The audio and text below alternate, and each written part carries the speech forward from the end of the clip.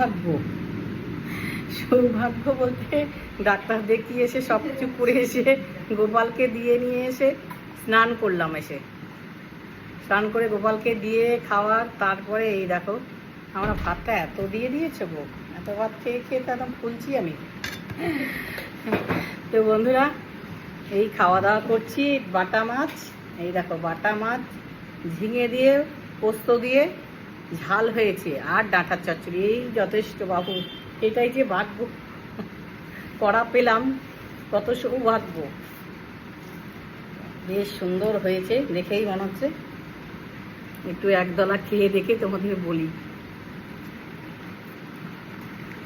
খুব ভালো লাগবে। মাছের ডিম আছে মাছে, জানো, বাটা মাছে।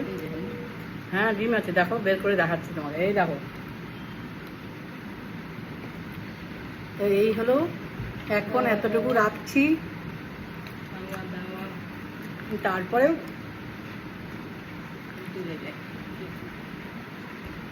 আমার কাছে সবসময় ছোট ছোট ব্লগ পাবে, বেশি বড় ব্লগ করবো না, জানি তোমরা দেখো না, সেই জন্য আমি ছোট ছোট ব্লগ করবো বন্ধুরা।